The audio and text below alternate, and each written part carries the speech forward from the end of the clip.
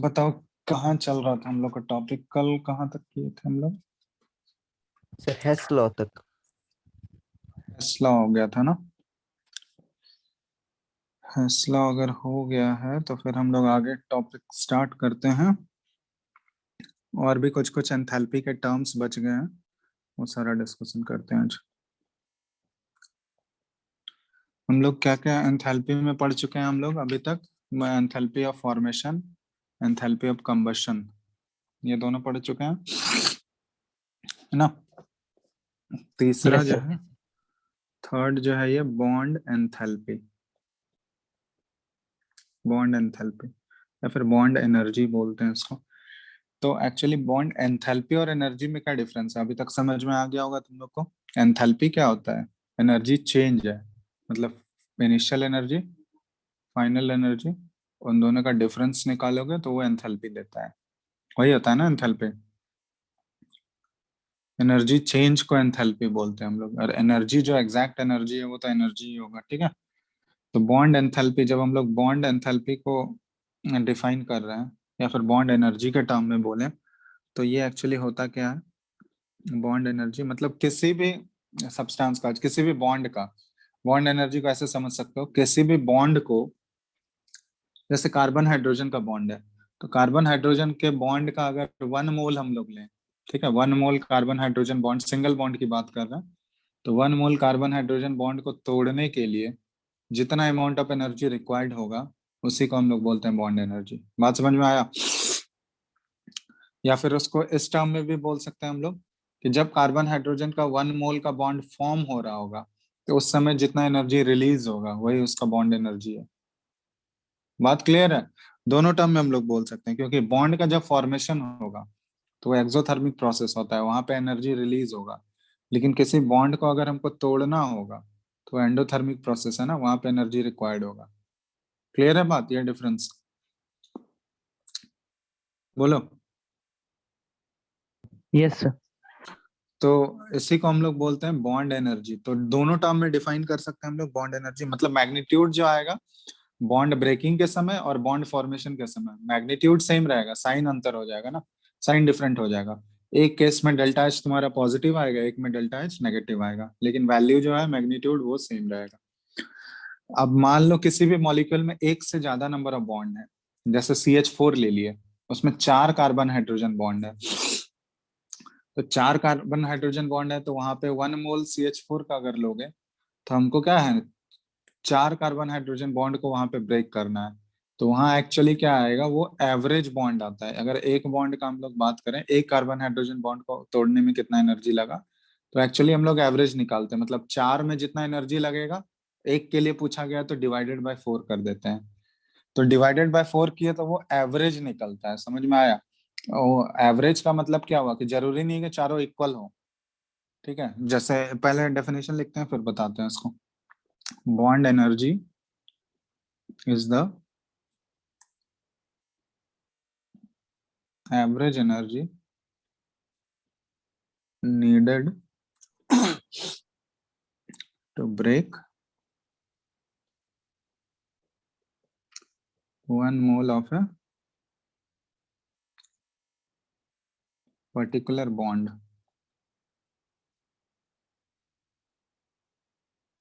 in a gaseous molecule to convert it into gaseous atoms। ये important है, gaseous वाला terms important है कि गैसियस मॉलिक्यूल लेंगे हम लोग और उसको गैसियस एटम्स में बदलना है। जैसे CH4 लिए, तो CH4 जिस सब्सटेंस का बॉन्ड एनर्जी हम लोग डिटरमाइन कर रहे हैं, वो हमेशा 1 मोल लोगे, ठीक है। तो इसका 1 मोल फिक्स है, और ये गैसेस फॉर्म में है, इसको हम लोग हीट कर रहे हैं। हीट करने पे इसको हमको इसके गैसेस एटम्स में बदलना है, मतलब कार्बन गैस और प्लस 4 हाइड्रोजन गैस, 4 हाइड्रोजन, ठीक है, 4H, ये गैसेस एटम आया। तो अब ये ध्यान देना कि ये वाला जो इक्वेशन है ये रिप्रेजेंट कर रहा है बॉन्ड एंथैल्पी वाला इक्वेशन, ठीक है, बॉन्ड एंथैल्पी। तो इस इक्वेशन में जो भी एंथैल्पी चेंज आएगा, डेल्टा एच जो आएगा, यहाँ पे ये वैल्यूज है मेरे पास, ये होता है 1663 किलो जूल पर मोल। मतलब 1 मोल CH4 को उसके गैसियस एटम में बदलने के लिए हमको इतना एनर्जी खर्च करना पड़ रहा है, 1663 किलो जूल। समझ में आया? तो ये एक्चुअली क्या है, CH4 में टोटल जो बॉन्ड है, तुमसे अब पूछा जाएगा कि कार्बन हाइड्रोजन का एक बॉन्ड को तोड़ने में कितना लगा। यहाँ पे CH4 में टोटल कार्बन हाइड्रोजन के कितने बॉन्ड्स दिख रहे हैं, 4 बॉन्ड है ना। तो ये जो टोटल एनर्जी आया है, ये चारों बॉन्ड का मिला के है टोटल एनर्जी, समझ रहे हो? ये चारों बॉन्ड ब्रेक किया होगा तब तो 4 हाइड्रोजन निकलेंगे। तो ये चारों बॉन्ड का मिला के ये एनर्जी, अगर किसी एक तुमको बॉन्ड का पूछा जाए, ठीक है, एवरेज, ऐसे अगर पूछा जाए एवरेज CH बॉन्ड एनर्जी किसी एक का, एक कार्बन हाइड्रोजन का बॉन्ड एनर्जी एवरेज क्या हो गया, तो एवरेज बॉन्ड एनर्जी इसका क्या हो जाएगा, जो टोटल एनर्जी आया है इसको हम लोग डिवाइड कर देते हैं बाय 4, तो ये एवरेज इतना आ जाएगा किलो जूल पर मोल। तो यहाँ निकालोगे ये आता है 413.25। 25। ठीक है, ये किलो जूल। अब ये एवरेज हम लोग क्यों यूज कर रहे हैं, क्योंकि देखो यहाँ ध्यान देना, क्योंकि जैसे ये 4 है ना, अभी तो दिख रहा है ये सारा आइडेंटिकल बॉन्ड है, तो सबको तोड़ने में सेम एनर्जी लगना चाहिए, वैसा नहीं होता है। जैसे मान लो ये एक बॉन्ड अगर ब्रेक किए हम लोग, इनिशियली क्या किए, ये वाला बॉन्ड जो है, ये एक बॉन्ड इसको ब्रेक कर दिए, तो एक बॉन्ड जैसे ही ब्रेक करोगे उसके बाद क्या होगा, जो बाकी बच गया 3 ही बॉन्ड बचेगा ना। एक बॉन्ड ब्रेक होगा तो कार्बन के पास एक एक्स्ट्रा इलेक्ट्रॉन आया, तो उस इलेक्ट्रॉन की वजह से जो कार्बन का सराउंडिंग है ना वो चेंज हो जाएगा। अब जो, जैसे समझ रहे हो ना, अभी जैसे 4 हाइड्रोजन है तो इसका स्ट्रक्चर टेट्राहेड्रल होता है ना, शेप या ज्योमेट्री, जो भी पढ़े हो केमिकल बॉन्डिंग में। तो अभी जो अगर 4 हाइड्रोजन है CH4 में तो उसका ज्योमेट्री टेट्राहेड्रल है, लेकिन एक हाइड्रोजन रिमूव कर दोगे तो ज्योमेट्री टेट्राहेड्रल ही रहेगा या चेंज हो जाएगा शेप, बताओ तो। एक हाइड्रोजन हट गया तो चेंज हो जाएगा। चेंज हो जाएगा, समझ में आया? उसी तरह 2 हाइड्रोजन हटेगा तो फिर शेप चेंज हो जाएगा। तो शेप चेंज होने की वजह से जो होता है ना, उसका आसपास का सराउंडिंग चेंज हो रहा है, और सराउंडिंग चेंज होने की वजह से उन कार्बन एटम्स के बीच में जो इंटरैक्शन है, कार्बन और अदर एटम्स के बीच में इंटरैक्शन है, वो भी डिफरेंट हो रहा है। तो उस इंटरैक्शन की वजह से उसका एनर्जी भी क्या हो जाएगा, वो चेंज आ जाएगा एनर्जी में। क्लियर है बात? क्योंकि एक बॉन्ड ब्रेक करोगे उसका शेप चेंज होगा, शेप चेंज होने की वजह से इंटरैक्शंस बिटवीन एटम्स जो होंगे वो भी डिफरेंट हो जाता है, और इंटरैक्शंस अगर वैरी करेगा ऑब्वियसली तो वो एनर्जी को इफेक्ट करता है अल्टीमेटली। तो इसलिए ऐसा मत समझना कि चारों बॉन्ड को तोड़ने में हमको इक्वल एनर्जी ही लग रहा होगा, इक्वल एनर्जी नहीं लगता, अलग अलग एनर्जी लग रहा होगा। लेकिन यहाँ पे अलग अलग तो हम लोग कैलकुलेट नहीं कर सकते ना, कि पहला बॉन्ड को तोड़ने में कितना लगा, दूसरे को बॉन्ड को तोड़ने में कितना लगा, वो फाइंड आउट करना पॉसिबल ही नहीं है। इसलिए हम लोग यहाँ पे क्या करते हैं, बात एवरेज बॉन्ड एनर्जी की बात करते हैं। बात समझ में आया? मतलब 4 को तोड़ने में टोटल कितना लगा, उसके बाद किसी एक का अगर हमसे एवरेज पूछा जाएगा तो बाय 4 कर देंगे, अगर 4 बॉन्ड है तो। ठीक है, तो ये होता है मतलब एवरेज का। ये बात क्लियर है? ध्यान रखना ये सब चीज का, हाँ या नहीं? यस। चलो, तो इसलिए हम लोग यहाँ पे एवरेज एवरेज अगर निकालना है तो टोटल जितने बॉन्ड्स हैं उसको तोड़ने में कितना टोटल एनर्जी लग रहा है, डिवाइडेड बाय जितने टोटल नंबर ऑफ बॉन्ड्स हैं, तो वो एवरेज आ जाएगा वहां से। तो ये हो गया बॉन्ड एंथैल्पी या फिर बॉन्ड एनर्जी। तो यहाँ ध्यान रखना, चारों का बॉन्ड जो होता है, बॉन्ड एनर्जी जो होगा वो इक्विवेलेंट नहीं होता है, इसलिए हम लोग एवरेज, वो हम लोग अलग अलग फाइंड आउट नहीं किया जा सकता है, वो एक्सपेरिमेंटली भी फाइंड आउट नहीं कर सकते हम लोग। ठीक है, इसलिए हम लोग एवरेज बॉन्ड एनर्जी की बात करते हैं। अब मान लो कोई भी रिएक्शन अगर तुमको दिया हुआ है, ये इस टाइप का C2H4 gas plus hydrogen gas, और ये C2H6 गैस। ठीक है, ये इक्वेशन तुमको दिया गया। अब इस इक्वेशन का तुमको चेंज इन एंथैल्पी निकालना है, हीट ऑफ रिएक्शन क्या है, एंथैल्पी चेंज इस रिएक्शन में कितना हो रहा है। और तुमको क्वेश्चन में डेटा जो दिया गया है वो बॉन्ड एनर्जी का डेटा दिया हुआ है, C2H4 के बॉन्ड एनर्जी का डेटा है, H2 का बॉन्ड एनर्जी का डेटा है, और C2H6 का बॉन्ड एनर्जी का डेटा है। मतलब सभी का तुमको बॉन्ड एंथैल्पी एंथैल्पी ये ऐसे बॉन्ड दिया हुआ है। ठीक है, ये एंथैल्पी बॉन्ड दिया हुआ है सबका, समझ में आ रहा है? C2H4 सारे रिएक्टेंट और प्रोडक्ट का बॉन्ड एंथैल्पी हमको दिया हुआ है। तो बॉन्ड एंथैल्पी का डेटा को यूज करके हम लोग कैसे एंथैल्पी ऑफ रिएक्शन निकालते हैं, तो जस्ट कंबशन वाले के तरह ही है। कंबशन वाले में हम लोग क्या करते थे, एंथैल्पी ऑफ रिएक्शन जो है, अगर वहां पे सभी का कंबशन का डेटा दिया रहता था, तो summation of enthalpy of combustion of reactant minus summation of enthalpy of combustion of product. तो रिएक्टेंट माइनस प्रोडक्ट करते थे हम लोग, उसी तरह यहाँ भी होगा summation of bond energy reactants minus summation of bond energy products. ठीक है। फॉर्मेशन में ध्यान रखना है, एंथैल्पी ऑफ फॉर्मेशन अगर दिया रहता है तो हम लोग प्रोडक्ट माइनस रिएक्टेंट करते हैं। ठीक है, बाकी अदर केसेस में प्रोडक्ट माइनस रिएक्टेंट करेंगे, लेकिन कंबशन में और बॉन्ड एनर्जी वाले में हम लोग रिएक्टेंट माइनस प्रोडक्ट करते हैं। लेकिन ये भी डायरेक्ट फॉर्मूला कब यूज करना है तुमको, जब सभी का रिएक्टेंट और प्रोडक्ट सभी का तुमको क्या दिया है, बॉन्ड एनर्जी ही दिया हुआ है। अलग अलग अगर करके देगा, मान लो किसी का एंथैल्पी ऑफ कंबशन दे दिया, किसी का बॉन्ड एंथैल्पी दे दिया, किसी का फॉर्मेशन दे दिया, तो उसमें हम लोग तुमको बता चुके हैं लास्ट क्लास में, उसमें हेसला वाला एप्लीकेशन होगा। बात समझ रहे हो, सबका इक्वेशन लिखना होगा तुमको, उस इक्वेशन से फिर रिक्वायर्ड इक्वेशन डिराइव करना होगा। कराए थे ना लास्ट क्लास में।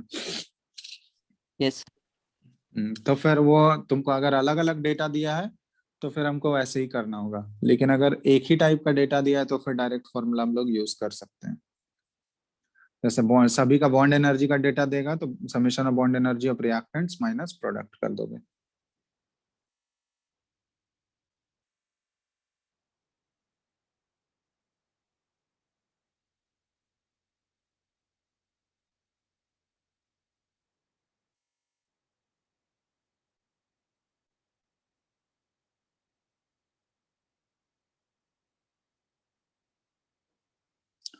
ठीक है, कोई दिक्कत बताओ। नो सर, नोट कर लिया उसको, फटाफट लिखते जाओ उसको। नोट कर लिए सर। चलो, तो ये हो गया बॉन्ड एंथैल्पी। नेक्स्ट एंथैल्पी हम लोग जा रहे हैं, नेक्स्ट है enthalpy of solution. Enthalpy of solution भी तुम लोग पढ़ रखे होगे, पहले सुने होगे। मतलब किसी भी सब्सटेंस को अगर डिसॉल्व करते हैं हम लोग, किसी भी जैसे सॉल्यूट सॉल्वेंट की बात करें, तो सॉल्यूट को अगर हम लोग डिसॉल्व करते हैं सॉल्वेंट में, तो वो डिसोल्यूशन प्रोसेस कहलाता है। तो डिसोल्यूशन जो हो सकता है वो एक्सोथर्मिक भी हो सकता है, एंडोथर्मिक भी हो सकता है।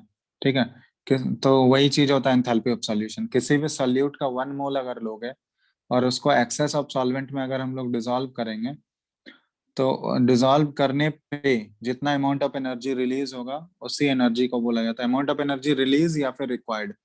दोनों तरीके से हो सकता है। कुछ कुछ सॉल्यूट को डिसॉल्व करोगे सॉल्वेंट में तो वहां पे एनर्जी रिलीज होता है, और कुछ कुछ केसेस में देखोगे सॉल्यूट को डिसॉल्व करने के लिए एनर्जी देना पड़ेगा तब जाके वो डिसॉल्व होगा। तो वो वाला प्रोसेस हो गया एंडोथर्मिक डिसोल्यूशन, जहाँ एनर्जी देना पड़े। लेकिन जहाँ पे सॉल्यूट डिसॉल्व करने पे एनर्जी रिलीज होगा तो वो एक्सोथर्मिक डिसोल्यूशन है।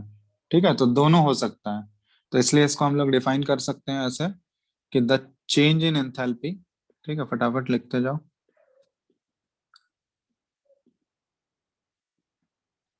when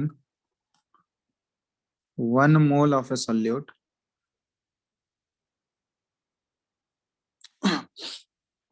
is dissolved in a specified quantity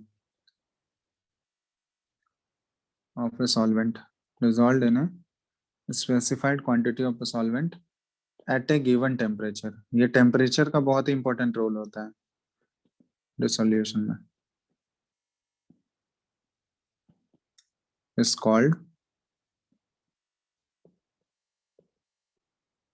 enthalpy of dissolution। ठीक है, और ये एंथैल्पी ऑफ डिसोल्यूशन जो होता है, ये एंथैल्पी ऑफ सॉल्यूशन भी बोल सकते हैं उसको। ठीक है, एंथैल्पी ऑफ सॉल्यूशन। ठीक है, एंथैल्पी ऑफ सॉल्यूशन जो होगा ना, ये एंडोथर्मिक भी हो सकता है और एक्सोथर्मिक, बोथ। एंडोथर्मिक भी हो सकता है और एक्सोथर्मिक भी। ये डिपेंड करता है किस टाइप का सॉल्यूट और सॉल्वेंट है हमारा। ठीक है, दोनों के नेचर पे डिपेंड करेगा।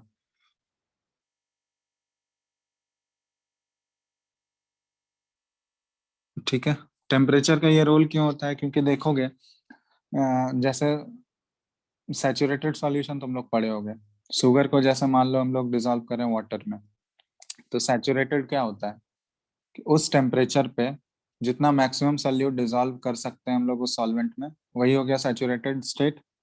पढ़े होगे ना saturated Yes, sir. Solution. Yes, sir.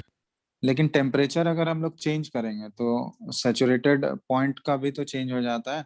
जैसे मान लो 25 डिग्री सेल्सियस पे अभी रूम टेम्परेचर पे हम लोग कर रहे हैं, और 100 ml वाटर लें हम लोग, तो उसमें मैक्सिमम हम लोग देखें कि मैक्सिमम 10 ग्राम ही शुगर डिजोल्व हो रहा है, मैक्सिमम, उससे ज्यादा शुगर डिजोल्व नहीं होगा।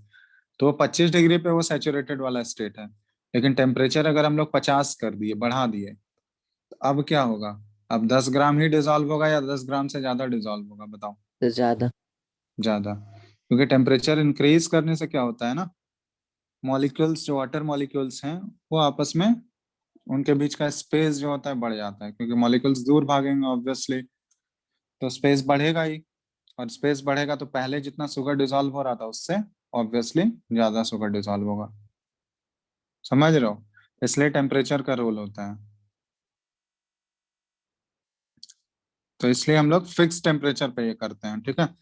स्पेसिफाइड टेम्परेचर होना चाहिए, कोई गिवन टेम्परेचर पे ही बात करेंगे। टेम्परेचर अगर अलग अलग होगा तो उसका एनर्जी का वैल्यू भी अलग अलग आ जाएगा। बात समझ में आया। Yes, sir. तो इसलिए ये है एंथैल्पी ऑफ सॉल्यूशन। ठीक है, जैसे एक एग्जांपल ले लेते हैं, ठीक है, किसी भी सॉल्यूट को डिसॉल्व कर रहे हैं हम लोग, जैसे एग्जांपल CaCl2 को जब डिसॉल्व करते हैं, calcium chloride aqueous solution water में डिसॉल्व कर रहे हैं H2O लिक्विड में, तो ये क्या बनाएगा, CaOH होल टू एक्वस हो गया। तो यहाँ पे देखोगे ये डेल्टा H जो आता है ये -75.3 किलो जूल पर मोल है। तो यहाँ पे देखो ये माइनस साइन क्या सिग्निफाई कर रहा है कि इसका डिसोल्यूशन क्या होगा, यहाँ पे ये एक्सोथर्मिक डिसोल्यूशन है ना, एनर्जी रिलीज हो रहा है। लेकिन एक और एग्जांपल है, जैसे KCl पोटाशियम क्लोराइड को अगर हम लोग डिसॉल्व कर रहे हैं वाटर में, तो ये देखोगे यहाँ पे इसका जो डेटा अवेलेबल है, यहाँ पे डेल्टा एच इसका प्लस में है, +18.6 किलो जूल पर मोल। तो ये प्लस साइन क्या शो कर रहा है यहाँ पे, बताओ।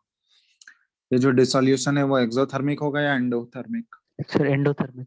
एंडोथर्मिक, क्योंकि यहाँ पे एनर्जी जब तक नहीं दोगे, तुम हीट नहीं करोगे, तब तक वो डिसॉल्व नहीं होगा। हीट डिसॉल्व, इसको डिसॉल्व करने के लिए हीट देना पड़ेगा। तो ये डिसोल्यूशन का जो प्रोसेस होता है वो एंडोथर्मिक भी हो सकता है, एक्सोथर्मिक। तो वो सॉल्यूट के नेचर पे डिपेंड करता है, सॉल्वेंट के नेचर पे डिपेंड करता है, ठीक है। तो ये इस टाइप का सीन है। तो एंथैल्पी ऑफ सॉल्यूशन हो गया। इसके बाद नेक्स्ट हम लोग देखते हैं, लिख लियो ना, एंथैल्पी ऑफ सॉल्यूशन हो गया। No, sir. लिखो जल्दी जल्दी लिखो।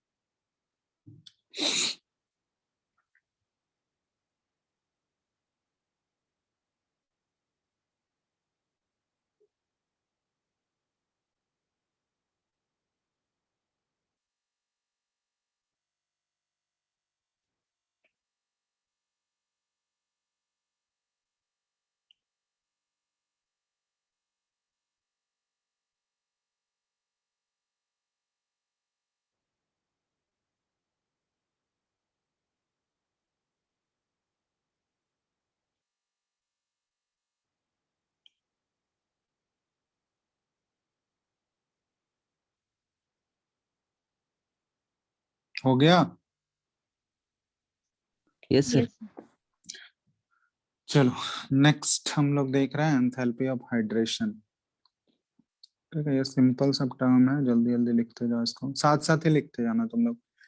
एंथैल्पी ऑफ हाइड्रेशन, ये क्या हो गया, इसको हम लोग डिफाइन करते हैं, इट इज डिफाइंड एज, देखोगे, हीट चेंज व्हेन 1 मोल, ठीक है, किसी भी एनहाइड्रस सॉल्ट का, एनहाइड्रस सॉल्ट समझते हो, जो बहुत सारे मॉलिक्यूल्स होते हैं, वाटर ऑफ क्रिस्टलाइजेशन कैरी करते हैं, बहुत सारे सॉल्ट होते हैं, तुम लोग पढ़े भी होंगे, जैसे CuSO4.5H2O होता है ना, उसको ब्लू विट्रियल बोला जाता है। कॉपर का जो क्रिस्टल होता है ब्लू कलर का, तो जब तक वो वाटर ऑफ क्रिस्टलाइजेशन रहेगा उसके साथ, तब तक ही वो ब्लू रहता है। एनहाइड्रस होता है, तो अगर वाटर ऑफ क्रिस्टलाइजेशन निकल गया, उसको हीट कर दोगे तो वो ब्लू से देखोगे व्हाइट हो जाता है। पढ़े हो ये वाला, क्लास 10th में होता है Yes, ना। sir. यस तो वही चीज है, तो उसका जो कलर आता है ना, वो वाटर ऑफ क्रिस्टलाइजेशन की वजह से ही आता है। ठीक है, तो यहाँ पे हम लोग बात कर रहे हैं कि किसी भी एनहाइड्रस सॉल्ट को, सॉल्ट का अगर 1 मोल लोगे, ठीक है, और वो एनहाइड्रस सॉल्ट जो है, अगर जितना रिक्वायर्ड अमाउंट ऑफ वाटर उसके साथ होता है, उसके साथ अगर वो कंबाइन कर रहा है, और कंबाइन करने पे एनर्जी आइदर रिलीज होगा या एब्जॉर्ब होगा, तो दोनों हो सकता है। तो अगर एनर्जी रिलीज होगा तो वहां पे डेल्टा एच नेगेटिव आएगा, एनर्जी एब्जॉर्ब होगा तो डेल्टा एच पॉजिटिव होगा, तो उसी को हम लोग एंथैल्पी ऑफ हाइड्रेशन बोलते हैं। तो it is defined as heat change when 1 mole of anhydrous salt combines with water molecules, ठीक है, रिक्वायर्ड नंबर, जितना रिक्वायर्ड है उसके लिए, required number of water molecules, तो जितने वाटर मॉलिक्यूल रिक्वायर्ड नंबर में है उसके साथ कंबाइन करेगा to form a specific hydrated salt. तो जो हाइड्रेटेड सॉल्ट बनाना है वो फॉर्म करेगा, तो उसको हम लोग बोलते हैं एंथैल्पी ऑफ हाइड्रेशन। एग्जाम्पल, जैसे सिंपल सा एग्जाम्पल CuSO4 वाला, तो ये CuSO4 सॉलिड जो है ये एनहाइड्रस वाला है, और हमको पता है कि ये 5 मॉलिक्यूल्स ऑफ वाटर के साथ ये कंबाइन करेगा, और ये क्या बना लेगा, CuSO4.5H2O सॉलिड। तो ये जो है ब्लू कलर का क्रिस्टल होता है, तो इसको ब्लू विट्रियल भी बोला जाता है। ब्लू विट्रियल इस कंपाउंड का नेम, ब्लू कलर की वजह से ही है। तो यहाँ पे जो डेल्टा एच है ना, इसका डेल्टा एच, ये हाइड्रेशन HYD लिखा हुआ रहेगा, तो ये -78.21 किलो जूल। तो यहाँ पे देख रहे हो माइनस है, मतलब ये प्रोसेस क्या हो रहा है, एक्सोथर्मिक है, Exotherm. मतलब यहाँ पे ये वाटर के साथ कंबाइन करेगा तो एनर्जी रिलीज होगा, तो इसको बोलते हैं हम लोग एंथैल्पी ऑफ हाइड्रेशन।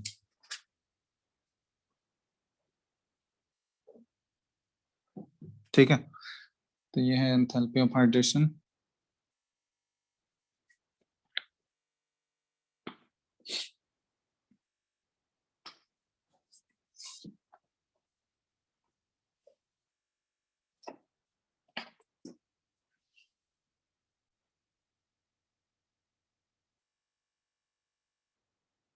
हो गया,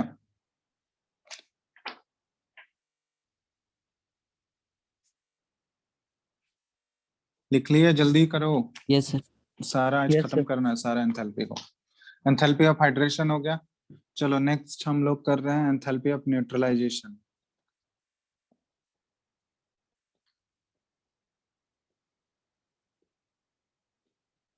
एंथैल्पी ऑफ न्यूट्रलाइजेशन, तो न्यूट्रलाइजेशन रिएक्शन तुम लोग पढ़े होंगे, एसिड और बेस क्या होता है, आपस में कंबाइन करता है और सॉल्ट प्लस वाटर बनाता है, तो उस रिएक्शन को हम लोग न्यूट्रलाइजेशन बोलते हैं। ठीक है, तो जैसे NaOH ले लिया हम लोग, ये हमारा बेस है, और HCl ले लिया हमारा एसिड है, ये कंबाइन करके ये क्या बना रहा है, NaCl एक्वस और प्लस H2O लिक्विड। तो एसिड प्लस बेस का रिएक्शन कोई न्यूट्रलाइजेशन, और यहाँ पे डेल्टा H जो होता है ना, जो भी एंथैल्पी चेंज आएगा -57.1 किलो जूल होता है। ठीक है, तो इसको एंथैल्पी ऑफ न्यूट्रलाइजेशन बोलता है। अब ये जो होता है ना एंथैल्पी ऑफ न्यूट्रलाइजेशन, जैसे ये हमारा स्ट्रॉन्ग बेस है, ये स्ट्रॉन्ग एसिड है, तो स्ट्रॉन्ग बेस और स्ट्रॉन्ग एसिड के लिए मोस्टली ये फिक्स होता है कि इतना ही एनर्जी रिलीज होगा। अब ये क्या है एक्चुअली बोलने का मतलब, कि यहाँ से देखो सॉरी, ये बेस है तो यहाँ से क्या देगा, ये OH माइनस देगा, और एसिड है तो ये H प्लस देगा, और यही H प्लस और OH माइनस कंबाइन करके H2O बनाता है, तो उसी की वजह से, और H2O न्यूट्रल कंपाउंड है, तो उसी की वजह से नाम है ना न्यूट्रलाइजेशन रिएक्शन। तो इसको हम लोग डिफाइन ऐसे करते हैं, ये एक्चुअली में इक्विवेलेंट्स के टर्म में होता है। ठीक है, इक्विवेलेंट कॉन्सेप्ट तुम लोग पढ़े हो, नंबर ऑफ इक्विवेलेंट्स कैसे निकालते हैं, मोल्स इनटू एन फैक्टर होता है, पढ़े हो क्या? रिडॉक्स में अगर नहीं पढ़े हो तो रिडॉक्स में वो चीज बताएंगे। जैसे एसिड और बेस के केस में तो आसानी से हम लोग एन फैक्टर निकाल सकते हैं। जैसे मान लो H2SO4 है, तो H2SO4 और HCl लेते हैं, दो एसिड है हमारे पास, दोनों स्ट्रॉन्ग एसिड है। तो HCl का अगर 1 मोल लोगे तो 1 मोल HCl से तुमको कितना मोल H प्लस मिलेगा बताओ? सर 1 मोल। 1 मोल ही H प्लस मिलेगा। लेकिन अगर 1 मोल H2SO4 लोगे तो उससे कितने मोल्स H प्लस मिलेंगे? 2 moles. 2 मोल। 2 मोल H प्लस मिलेगा, तो यही डिफरेंस होता है। तो यहाँ से एन फैक्टर आता है। तो एन फैक्टर एसिड के केस में हम लोग डिफाइन करते हैं कि जितना उस एसिड का बेसिसिटी है, मतलब जितने number of H plus ions वो रिलीज कर सकता है, वही उसका एन फैक्टर हो गया, या वैलेंसी फैक्टर भी बोलते हैं उसको। ठीक उसी तरह बेस के टर्म में हम लोग बोलेंगे कि जितने मोल्स ऑफ OH माइनस वो रिलीज कर सकता है, तो उसको हम लोग उस बेस का एसिडिटी बोलते हैं। वहां पे एसिड के केस में बेसिसिटी आता है, बेस के केस में एसिडिटी आता है, तो वो वहां से उसका वैलेंसी फैक्टर बन जाता है। जैसे H2SO4 का वैलेंसी फैक्टर हो गया 2, HCl का वैलेंसी फैक्टर हो गया 1। तो वहां से वैलेंसी फैक्टर निकालने का जरूरत इसलिए पड़ा क्योंकि हम लोग यहाँ पे नंबर ऑफ इक्विवेलेंट्स के टर्म में बात करते हैं, नंबर ऑफ मोल्स के टर्म में बात नहीं करेंगे, नंबर ऑफ इक्विवेलेंट्स के टर्म में बात करेंगे। ठीक है, तो इसलिए यहाँ पे डिफाइन ऐसे ही किया जाता है। ये रिडॉक्स में डिटेल में करेंगे, ठीक है, कैसे निकालते हैं, दूसरी ये चीज ध्यान रखो। The heat change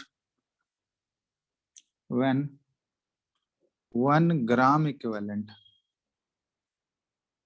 when 1 gram equivalent of an acid is completely neutralized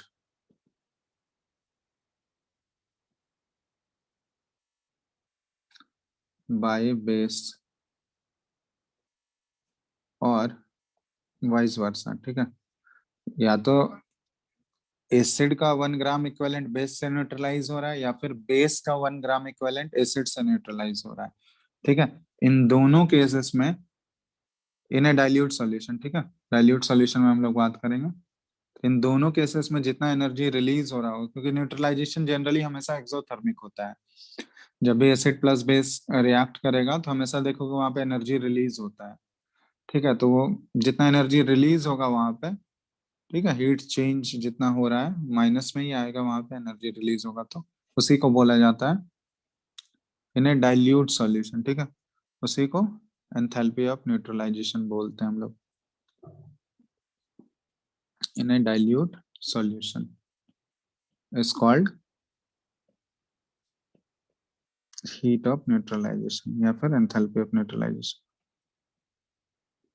ठीक है, तो यहाँ पे ध्यान रखना, ये जो अगर ये स्ट्रॉन्ग एसिड और स्ट्रॉन्ग बेस अगर लोगे तो उसके केस में जो एंथैल्पी ऑफ न्यूट्रलाइजेशन आता है ये 57.1 आता है। ठीक है, लेकिन अगर हम लोग वीक एसिड और वीक बेस ले लें, या फिर वीक एसिड और स्ट्रॉन्ग बेस ले लें, ठीक है, जैसे फॉर एग्जांपल ये ले लें CH3COH, ये हमारा वीक बेस है ना, सॉरी वीक एसिड है ये, बोलो CH3COH यस सर। एक वीक एसिड है एक्वस, और इसका रिएक्शन कर रहे हैं हम लोग NaOH स्ट्रॉन्ग बेस के साथ एक्वस। इस केस में देखोगे, इस केस में जो फॉर्मेशन होगा CH3COONA, सोडियम एसिटेट बन गया एक्वस, और प्लस H2O लिक्विड। तो यहाँ पे जो एंथैल्पी आता है चेंज, डेल्टा H का वैल्यू ये आता है हमारे पास, डेटा है ये -55.9 किलो जूल। तो देख रहे हो इसमें क्या हो रहा है, कम एनर्जी रिलीज हो रहा है as compare to strong acid और स्ट्रॉन्ग बेस जो लिए थे, कम एनर्जी रिलीज हो रहा है ना। पहले वाले केस में 57.1 किलो जूल एनर्जी, दूसरे वाले में 55.9 किलो जूल। देख रहा है डिफरेंस? Yes sir. तो कोई बता सकते हो यहाँ पे कम एनर्जी क्यों रिलीज होता है, क्यों उसके बराबर? क्योंकि यहाँ भी तो 1 मोल H प्लस आएगा, 1 मोल OH माइनस आएगा। तो इक्वल आना चाहिए, लेकिन फिर भी एक्सपेरिमेंटली देखा गया ये कम एनर्जी रिलीज होता है इसमें। क्यों ऐसा होता है? सर क्योंकि पार्शियल आयोनाइजेशन होता है एसिड का। क्योंकि CH3COH जो है ना, एक एसिटिक एसिड जो है एक बहुत ही वीक एसिड है। तो वीक एसिड है तो कंप्लीटली आयोनाइज नहीं होता है, पूरा पूरा H+ तो देगा नहीं वो कभी भी। हम लोग देख चुके हैं उसका Ka का वैल्यू कितना कम होता है। तो अगर पूरा पूरा H+ नहीं देगा तो जब तक वो उससे पूरा H+ एक्सट्रैक्ट नहीं होगा और वो H- के साथ कंबाइन नहीं करेगा तब तक तो एनर्जी बराबर रिलीज नहीं होगा ना, क्योंकि HCl और CH3COH में क्या होगा, बहुत डिफरेंस है। HCl जो है वो नियरली 100% आयोनाइज हो जाता है, तो पूरा पूरा H+ वो रिलीज कर देगा तुरंत अपने आप। लेकिन यहाँ पे क्या होगा, CH3COH जो है अपने आप वो H+ रिलीज नहीं कर पाएगा पूरा, क्योंकि बहुत ही पार्शियल आयोनाइजेशन होता है, उसका वीक एसिड है। तो क्या करना होगा, उससे पूरा H+ निकालने के लिए उसमें कुछ अमाउंट ऑफ एनर्जी उनको देना होगा, तभी वो H+ पूरा निकलेगा वहां से। तो जो भी थोड़ा सा यहाँ पे एनर्जी जो होता है ना, वो उस H+ को निकालने में खर्च हो जाता है। समझ में आ रहा है? तो जो भी डिफरेंस आ रहा है, जितने का डिफरेंस आ रहा है, उतना किलो जूल ऑफ एनर्जी क्या हो गया, वो कहाँ पे खर्च हुआ, H+ निकालने में, CH3COH का कंप्लीट आयोनाइजेशन कराने में खर्च हो रहा है। बात समझ रहे हो? Yes sir. तो इसीलिए वो जो वैल्यू आ रहा है, इस केस में वैल्यू थोड़ा सा कम आ रहा है। डिफरेंस निकाल लो, दोनों का डिफरेंस कितना है, कितने का चेंज आ रहा है, कितना कम आ रहा है वो।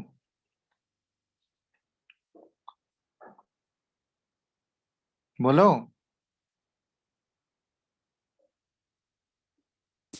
हेलो। हेलो। सर 2.2। आवाज नहीं आ रहा है। आ रहा है सर। क्या बोल रहे हैं, डिफरेंस निकालो कितना आ रहा है। 1.2 जूल ना, 1.2 किलो जूल। अरे एक में 57.1 है, दूसरे में 55.9 है, तो डिफरेंस कितने का है, 1.2। 1.2 किलो जूल का। तो वो 1.2 किलो जूल मतलब क्यों कम हो गया वो, कम इसलिए हुआ क्योंकि 1.2 किलो जूल ऑफ एनर्जी जो है वो कहाँ लग रहा है, उस वीक एसिड का कंप्लीट आयोनाइजेशन कराने में लग रहा है। ठीक है, उस वीक एसिड से पूरा पूरा H+ निकालने में वो यूज हो रहा है। समझ में आ गया बात? ठीक है, बताओ। Yes sir. तो ये हो गया एंथैल्पी ऑफ न्यूट्रलाइजेशन। ठीक है, तो ये सारा एक्सपेरिमेंटली आया, ये सब डेटा जो भी एंथैल्पी चेंज का डेटा आता है ये सारा एक्सपेरिमेंटल है। ठीक है, तो ये सब ध्यान रखना, ये सब याद नहीं करना है तुमको, ये सब क्वेश्चन में दिया रहेगा तुमको। ऐसा नहीं है कि तुमको याद करना, वैल्यूज कुछ भी याद नहीं करना, सब क्वेश्चन में दिया रहेगा। ठीक है, तो ये हो गया एंथैल्पी ऑफ न्यूट्रलाइजेशन, लिख चुके हैं उसको। यस। चलो, नेक्स्ट है हमारा enthalpy of atomization.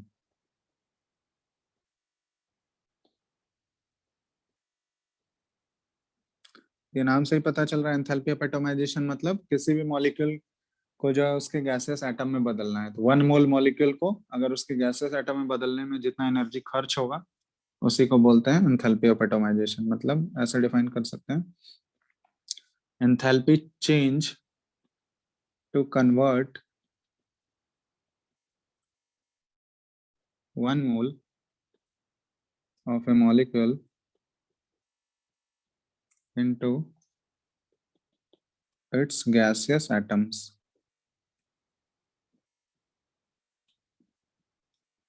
is called enthalpy of atomization। ठीक है, जैसे फॉर एग्जांपल C2H6 ले लिया हम लोग। अब C2H6 गैस है, अब इसका अगर 1 मोल लोगे और इसको इसके एटम से बदलना है, तो इसका गैसियस एटम 2 कार्बन और प्लस 6 हाइड्रोजन। तो इसमें बदलने के लिए जितना अमाउंट ऑफ एनर्जी हमको खर्च होगा, जितना एंथैल्पी चेंज होगा यहाँ पे, वही एंथैल्पी क्या होगा, एंथैल्पी ऑफ एटोमाइजेशन कहलाएगा। तो enthalpy of atomization of C2H6। बात समझ में आ रहा है? तो इसी को बोलते हैं हम लोग एंथैल्पी ऑफ एटोमाइजेशन। और यहाँ पे ध्यान रखना, ये फेज बहुत ही इंपॉर्टेंट है। हम लोग गैसियस फेज में ही बदलते हैं, उसके एटम्स को गैसियस फेज में ही चेंज करना है। कोई दूसरा फेज होगा तो वो एंथैल्पी ऑफ एटोमाइजेशन को रिप्रेजेंट नहीं करेगा।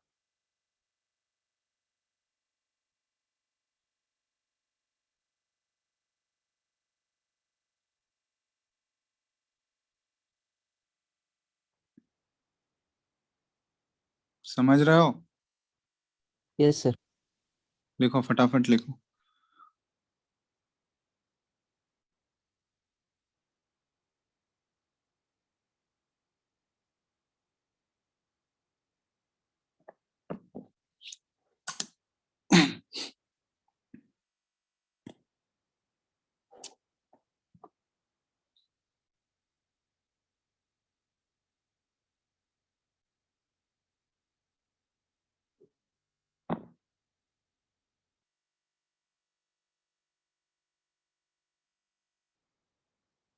ठीक है,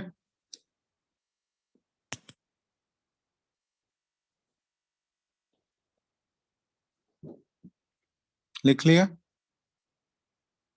हाँ सर। चलो नेक्स्ट है इलेक्ट्रॉन गेन एंथैल्पी। ये सब तुम लोग पढ़ चुके हो। इलेक्ट्रॉन गेन एंथैल्पी पढ़ चुके हो ना? Enthalpy of electron gain periodic table में, बताओ जल्दी। Yes, sir. Enthalpy of electron gain क्या हुआ कि कोई भी गैसियस एटम जो है, जैसे क्लोरीन है, अपने आउटर मोस्ट शेल में अगर एक इलेक्ट्रॉन एक्सेप्ट करेगा तो ये एनायन बनेगा Cl-1 गैस। तो इस प्रोसेस में जितना एंथैल्पी चेंज हो रहा होगा डेल्टा एच, इसी को हम लोग बोलते हैं electron gain. Delta H electron gain enthalpy.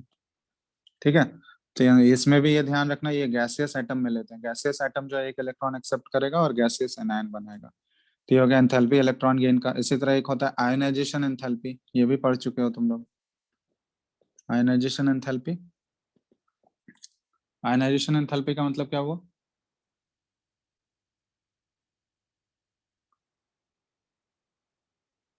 बताओ जल्दी। Removing of one electron. हाँ, जैसे सोडियम है, ये गैसियस एटम में होना चाहिए, इससे एक इलेक्ट्रॉन रिमूव कर रहे हैं हम लोग, यानी प्लस गैसेस में कन्वर्ट कर रहे हैं इसको। तो इसमें जितना अमाउंट ऑफ एनर्जी रिक्वायर्ड होगा या इस प्रोसेस में जितना एनर्जी का चेंज हो रहा होगा, उसी को हम लोग डेल्टा एच आयोनाइजेशन बोलते हैं। तो ये डेल्टा एच आयोनाइजेशन, तो ये आयोनाइजेशन एंथैल्पी हो गया। तो ये सारा कुछ कुछ कॉमन जो है हमारा एंथैल्पी वाला टर्म्स है। ठीक है, तो जितना भी ऑलमोस्ट है वो सारा कवर कर चुके हैं, ये सारा एंथैल्पी। अब इसी को यूज करते हैं हम लोग, इसको अप्लाई कहाँ करते हैं? इसको अप्लाई करते हैं हम लोग, एक साइकिल पढ़ते हैं हम लोग, बॉर्न हेबर साइकिल। इसमें एक और चीज है, लैटिस एंथैल्पी एक छूट गया। ठीक है, लैटिस एंथैल्पी भी कर लो।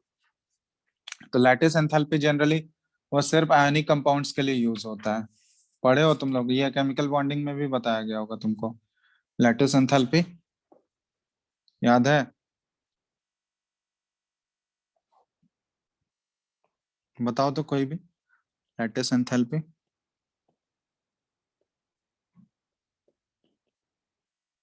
लैटिस एंथैल्पी किसको बोलते हैं? तो जनरली लैटिस कौन बनाएगा? आयनिक कंपाउंड ही लैटिस बनाता है ना, या कोई और बनाता है? बोलो, लैटिस कौन बनाता है जनरली? आयनिक कंपाउंड ही बनाएगा ना लैटिस।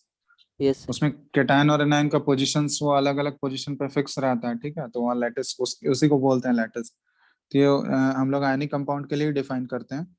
तो इसको हम लोग ऐसे डिफाइन कर सकते हैं, the lattice enthalpy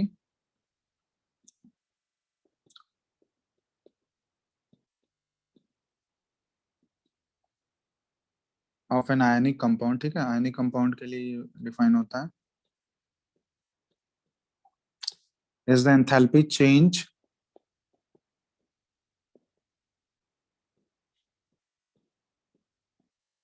which occurs when 1 mole of an ionic compound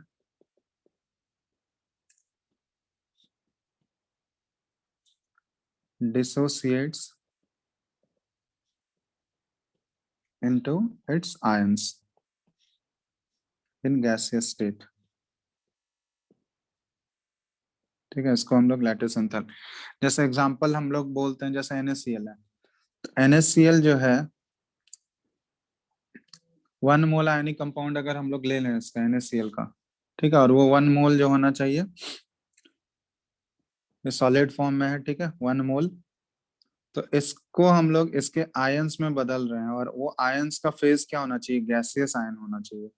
तो सॉलिड से, क्योंकि ओरिजिनली ये सॉलिड फॉर्म में रहता है, तो सॉलिड से इसके कैटायंस को जो है और एनायंस को जो है गैसियस फेज में बदलना है हमको। तो Na प्लस गैसियस और Cl माइनस गैसियस।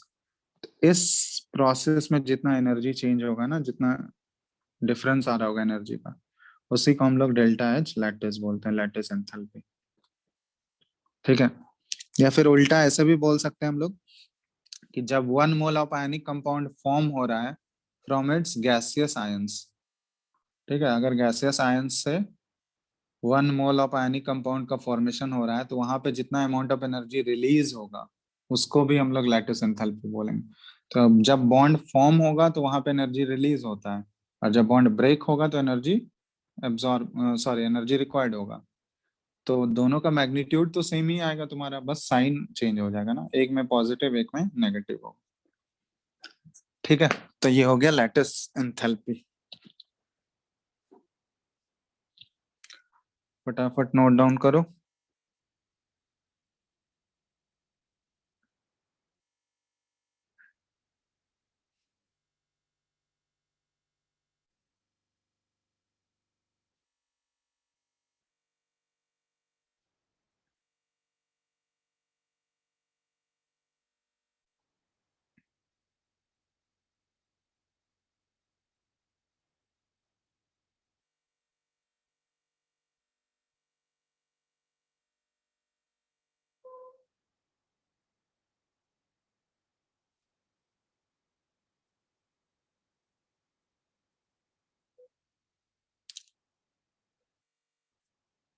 हो गया? Yes sir. Yes sir. चलो, तो ये हो गया लैटिस एंथैल्पी में सारे, तो ऑलमोस्ट हम लोग सारा एंथैल्पी वाला टर्म्स देख चुके हैं। अब देखो ये सारा एंथैल्पी का टर्म यूज कहाँ होता है, जैसे एक एनसीईआरटी में देखोगे या कहीं भी बॉर्न हेबर साइकिल होता है। ठीक है, तो किसी भी आयनिक कंपाउंड के लिए हम लोग एक साइकिल बनाया गया है कि साइकिल वो क्या है एक्चुअली, टोटल कितने एनर्जीज वहां पे इन्वॉल्व हो रहे हैं। जैसे कोई भी आयनिक कंपाउंड फॉर्म होता है ना, उसमें टोटल कितने एनर्जीज इन्वॉल्व होंगे, उसी को बॉर्न हेबर साइकिल बोला जाता है। ठीक है, उसको रिप्रेजेंट करते हैं उस तरीके से। तो देखते हैं किसी भी एक आयनिक कंपाउंड के लिए हम लोग देख लेते हैं, जैसे NaCl का केस लिए हम लोग, तो NaCl का ही हम लोग देखते हैं। तो जैसे बॉर्न हेबर साइकिल लिख लो heading, Born Haber cycle for NaCl। ठीक है, तो NaCl का एंथैल्पी ऑफ फॉर्मेशन लिखो तुम। तो NaCl का एंथैल्पी ऑफ फॉर्मेशन वाला इक्वेशन क्या हो जाएगा, Na solid plus half Cl2, ये गैस, और यहाँ से NaCl सॉलिड। यही हो गया एंथैल्पी ऑफ फॉर्मेशन का इक्वेशन NaCl के लिए। इसका जो इस इक्वेशन का जो एंथैल्पी चेंज आएगा, ये एंथैल्पी ऑफ फॉर्मेशन ये तो देगा। बताओ, एंथैल्पी ऑफ फॉर्मेशन किसका, NaCl सॉलिड का। समझ में आ रहा है बात? अब इसमें देखो, अब ये NaCl फॉर्म होने के लिए, NaCl का 1 मोल फॉर्म होने के लिए टोटल कितने एनर्जीज इन्वॉल्व होंगे यहाँ पे। तो पहले क्या होगा, हमको एक्चुअली क्या चाहिए, हम लैटिस एंथैल्पी का डेफिनेशन से जा रहे हैं। तो लैटिस एंथैल्पी का डेफिनेशन में क्या आता है बताओ। लैटिस एंथैल्पी का डेफिनेशन में जो कैटायन और एनायन होना चाहिए वो हमारा किस फेज में होना चाहिए, गैसियस फेज। गैसियस फेज में होना चाहिए। यहाँ पे अभी हम लोग को क्या दिख रहा है, सॉलिड और गैस।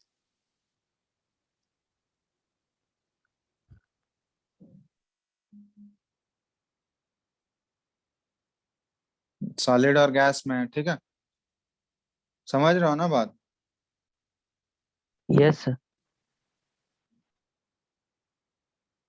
तो यहाँ पे कैसे इसको गैसियस फेज में बदलेंगे, कौन सा एनर्जी इन्वॉल्व होगा यहाँ पे बताओ। Na सॉलिड को अगर हमको Na गैस में बदलना है, तो यहाँ पे कौन सा एनर्जी इन्वॉल्व होगा बताओ तो। डेल्टा एच, इस एनर्जी को क्या बोलते हैं हम लोग? कोई भी सब्सटेंस को सॉलिड से डायरेक्ट गैस में बदलते हैं, वो कौन सा प्रोसेस होता है? sublimation, sublimation. तो ऑब्वियसली यहाँ पे जो एनर्जी इन्वॉल्व होगा डेल्टा एच सब्लिमेशन वाला एनर्जी होगा। डेल्टा एच सब्लिमेशन, सॉलिड से डायरेक्ट गैस में बदल गया। ठीक है, इसके बाद देखो, अब एक्चुअली हमको इसके आयंस में बदलना है इसको, तभी तो NaCl का फॉर्मेशन होगा। Na+ जब तक नहीं बनेगा तो NaCl कहाँ से आएगा? ठीक है, तो अब यहाँ जो Na गैस जो है, इसको Na+ गैस में बदलना है हमको, तो यहाँ पे कौन सा एनर्जी इन्वॉल्व होगा बताओ? आयोनाइजेशन। तो ये एंथैल्पी आयोनाइजेशन। चलो यहाँ तक आ गए हम लोग। अब ठीक इसी तरह यहाँ भी हम लोग करेंगे। इसमें Cl2 है, हाफ Cl2 है, तो इसमें हमको क्या चाहिए ना, Cl के बीच का बॉन्ड को तोड़ना होगा, क्योंकि हमको एक ही Cl आयन चाहिए ना NaCl बनाने के लिए। हमको एक ही क्लोरीन का तो आयन चाहिए होगा, समझ रहे हो बात? यस। तो यहाँ पे हमको Cl गैस में बदलना है, हमको एक क्लोरीन एटम बस चाहिए। तो यहाँ पे कौन सा एनर्जी इन्वॉल्व होगा बताओ? डेल्टा एच कौन सा एनर्जी इन्वॉल्व होगा? Bond energy. अरे बॉन्ड तोड़ने के लिए कौन सा एनर्जी यूज होगा? बॉन्ड एनर्जी वाला ही तो डेटा यूज होगा, यस। समझ? और ये बॉन्ड एनर्जी क्या होना चाहिए? हाफ होना चाहिए, क्योंकि ऑलरेडी आगे हाफ लगा हुआ है। क्योंकि ये एंथैल्पी जो होता है क्या होता है, एक एक्सटेंसिव प्रॉपर्टी है ना, मास पे डिपेंड करता है, समझ रहे हो? तो वो जो डेटा अवेलेबल है हमारे पास 1 मोल के लिए डेटा होता है ना, पर मोल होता है। किसी भी सब्सटेंस का देखोगे तो डेटा जो होता है वो पर मोल का होता है। Yes sir. अब यहाँ पे हमारा हाफ मोल है, तो ऑब्वियसली जो पर मोल वाला डेटा होगा उसको 1/2 टाइम्स करना होगा। तो ये अब Cl गैस में बदल गया। अब Cl गैस को हमको किस में चेंज करना है? Cl- में, Cl- गैस में। यहाँ पे कौन सा एनर्जी इन्वॉल्व होगा बताओ? Delta H, electron gain. Electron gain. चलो अब ये इलेक्ट्रॉन गेन आ गया, तो अब हमको मिल गया Na+ गैस और Cl- गैस। अब यही तो हमारा लैटिस एंथैल्पी वाला इक्वेशन था ना? तब ये दोनों आपस में तुरंत कंबाइन करके ये किस में कन्वर्ट हो जाएगा? डायरेक्टली हम लोग बोल सकते हैं Na+ गैस और Cl- गैस। तो ये जो है यहाँ पे जो ये डेल्टा एच होगा, ये कौन सा एंथैल्पी चेंज रिप्रेजेंट करेगा बताओ? Lattice enthalpy. Yes sir. समझ में आया या नहीं बताओ? आ गया सर। तो इसमें टोटल इतने एनर्जीज इन्वॉल्व है, समझ में आया? तो यहाँ पे हम लोग बोल सकते हैं कि पूरा इतना एनर्जी जब जोड़ोगे तब वो जाके उसके इक्वल हो रहा है। ठीक है, मतलब ये जो डायरेक्ट हम लोग इक्वेशन लिखे हैं, ये तो एंथैल्पी ऑफ फॉर्मेशन का इक्वेशन है। तो ये एंथैल्पी ऑफ फॉर्मेशन वाला जो इक्वेशन होगा, डेल्टा एच फॉर्मेशन, ये पूरा अगर हेस लॉ से हम लोग देखें तो ये इतने सारे स्टेप्स इन्वॉल्व है ना, वो पूरा ये तो हमारा फाइनल रिएक्शन हो गया। लेकिन फाइनल रिएक्शन है तो उसमें बहुत सारे इंटरमीडिएट स्टेप्स भी तो है ना? इंटरमीडिएट स्टेप्स इन्वॉल्व है। कौन कौन से इंटरमीडिएट स्टेप्स इन्वॉल्व है? तो उन सबका एंथैल्पी, जितने भी इंटरमीडिएट स्टेप्स इन्वॉल्व है उन सबका एंथैल्पी का क्या करना होगा? हमको समेशन करना होगा। एंथैल्पी ऐड ही करोगे ना according to Hess law. Yes sir. तो यहाँ पे देखो जितने भी एनर्जीज इन्वॉल्व है सबको ऐड कर दो। एंथैल्पी ऑफ सब्लिमेशन इन्वॉल्व है, plus enthalpy of ionization involve है, plus half into enthalpy of bond energy involve है ना? और enthalpy electron gain enthalpy involve है, इलेक्ट्रॉन एफिनिटी वाला, plus delta H lattice involve है। और कोई एंथैल्पी इन्वॉल्व है क्या? टोटल इतने एनर्जीज इन्वॉल्व है, और ये सारा मिला के किसके इक्वल हो जाएगा? एंथैल्पी ऑफ फॉर्मेशन के इक्वल हो जाएगा। तो इसी को बोलते हैं हम लोग लैटिस सॉरी बॉन हेबर साइकिल। तो किसी भी आयनिक कंपाउंड में टोटल जितना एनर्जीज इन्वॉल्व होता है उन सभी का जब हम लोग समेशन करते हैं वो किसके इक्वल आ जाएगा? जो हमारा एंथैल्पी ऑफ फॉर्मेशन का इक्वेशन था उसमें जो एंथैल्पी चेंज था उसी के इक्वल आ जाएगा। बात समझ में आया? Yes sir. चलो, तो ये है बॉर्न हेबर्स साइकिल। देख लो एक बार, अच्छे से लिख लो, फिर एक क्वेश्चन करा देते हैं इसके ऊपर, ठीक है। उसके बाद नेक्स्ट क्लास में और भी क्वेश्चन हम लोग करेंगे। चलो पहले इसको नोट डाउन करो फटाफट।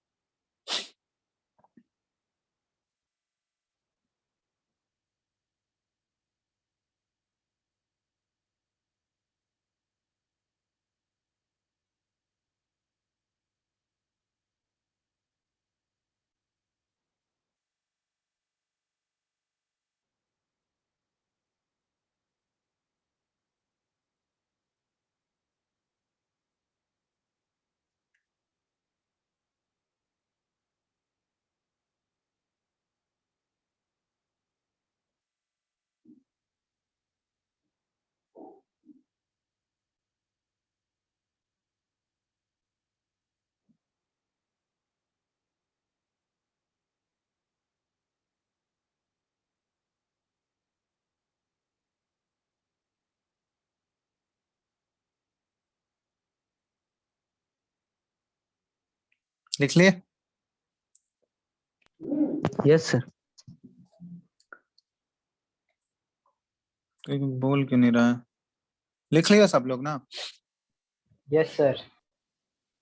चलो, जैसे इस पे एक क्वेश्चन, क्योंकि ये इंपॉर्टेंट है चीज, ठीक है, तुम्हारे बोर्ड्स में क्वेश्चन पूछा जा सकता है या स्कूल एग्जाम्स में इस टॉपिक पे क्वेश्चन पूछा जा सकता है बॉर्न हेबर साइकिल पे। तो तुमको जैसे इस टाइप का क्वेश्चन देगा, calculate lattice enthalpy delta H lattice, ठीक है, ऐसे लिख लो।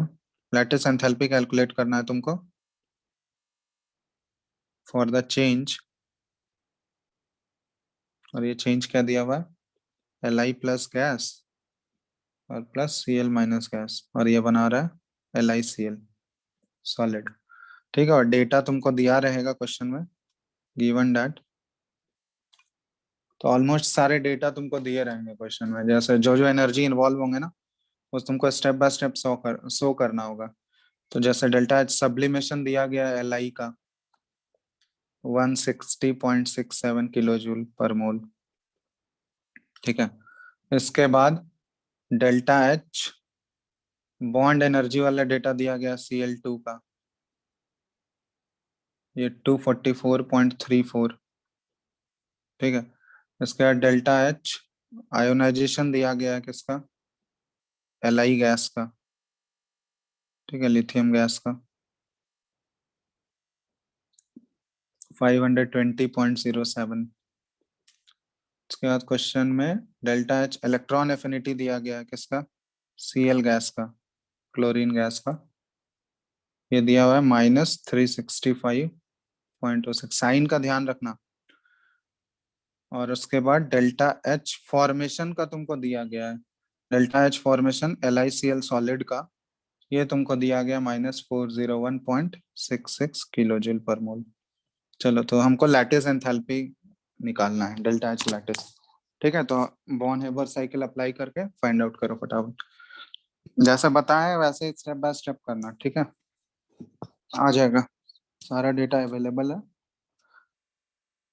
साइन में गलती मत करना, ठीक है, और कैलकुलेशन एरर नहीं करना।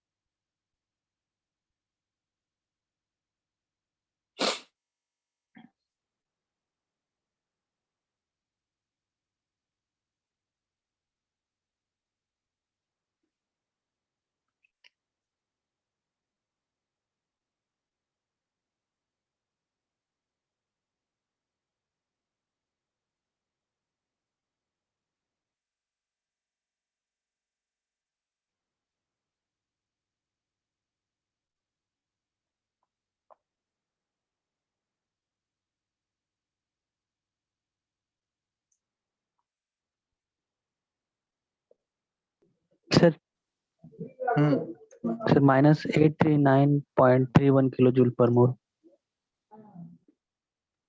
Minus 839.31 kilo joule.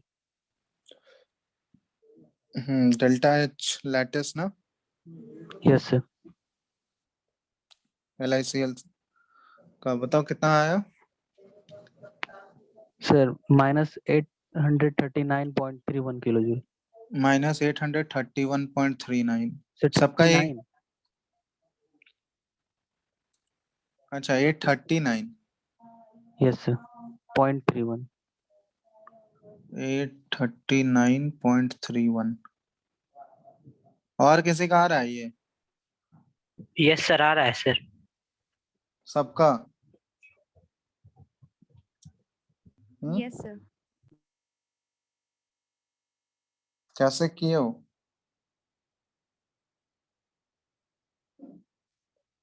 सर सारा चीज तो दिया हुआ है, सिर्फ सर उसको रिड्यूस किए हैं। सिर्फ रेड्यूस किए हो। और बॉन्ड एनर्जी वाला जो इक्वेशन, बॉन्ड एनर्जी वाला जो डेटा है उसको हाफ किए हो या नहीं। यस सर किए। Yes, sir. क्योंकि बॉन्ड एंथैल्पी वाला डेटा हाफ हो जाएगा ना, क्योंकि एक ही क्लोरीन एटम हमको चाहिए, तो वहां पे वो हाफ हो जाएगा, बाकी सारा तो as it is data use हो जाएगा। ठीक है, यही वाला इक्वेशन यूज करोगे, एंथैल्पी ऑफ फॉर्मेशन वो सबके इक्वल है। तो यहाँ पे ये ध्यान रखना, ये जरूरी नहीं है कि सब में बॉन्ड एंथैल्पी हाफ ही होगा, ऐसा नहीं है कि सब में ये फॉर्मूला एप्लीकेबल होगा। समझ रहे हो ना, सॉल्ट टू सॉल्ट ये वेरी करेगा ना, अलग अलग सॉल्ट के लिए अलग अलग डेटा आएगा। वो NaCl के लिए हम लोग किए थे, LiCl वाले में भी वैसा ही एप्लीकेबल हो जाएगा, क्योंकि सेम टाइप का सॉल्ट है। अब जैसे मान लो एक सॉल्ट ले लोगे CaCl2 कैल्शियम क्लोराइड, तो उसमें थोड़ी ना हाफ करने का जरूरत है, करना है क्या, क्योंकि उसमें तो 2 क्लोरीन एटम हमको चाहिए होगा Cl2 में। समझ रहे हो बात। Yes sir. तो वो चीज का ध्यान रखना, सॉल्ट टू सॉल्ट वो वेरी करेगा हर जगह। मत सोच लेना कि यही फॉर्मूला, मतलब हर जगह एडिशन तो होगा, बट किसका हाफ करना है, किसको एज इट इज वैसे वैल्यू यूज करना है, वो डिपेंड करेगा कि कौन सा सॉल्ट लिए हम लोग। समझ रहे हो बात।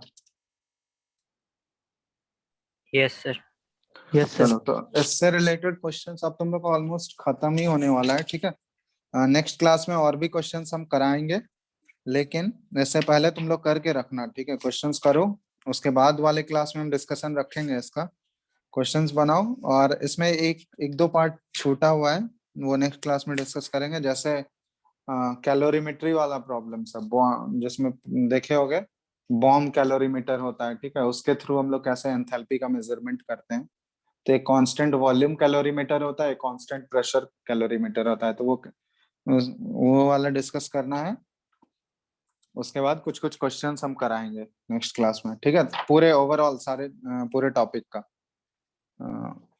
कंप्लीट टॉपिक का चैप्टर क्वेश्चन कराएंगे। ठीक है, तो तुम लोग इससे रिलेटेड जो भी होगा थर्मोकेमिस्ट्री का क्वेश्चन सब बना सकते हो। बात समझ रहे हो। Yes sir. तो थर्मोकेमिस्ट्री का क्वेश्चन आप ट्राई करो। ठीक है, अब जो भी डाउट होगा वो एक क्लास हम डाउट के लिए रखेंगे, तब तक बनाओ तुम लोग क्वेश्चंस, और नेक्स्ट क्लास में तो क्वेश्चंस प्रैक्टिस कराएंगे ही हम। ठीक है, सर प्रीवियस किरचॉफ लॉ पढ़ना है हम लोग को। कौन सा law. Kirchhoff's. Kirchhoff's law mainly इधर नहीं यूज होगा, वो ज्यादा फिजिक्स के थर्मोडायनामिक्स में बताया जाएगा। ठीक है, सर बुकलेट में दिया था इसमें कुछ। ठीक है, बुकलेट में तो बहुत सारा चीज देता है, सब चीज थोड़ी ना पढ़ना है। Okay sir. ठीक है,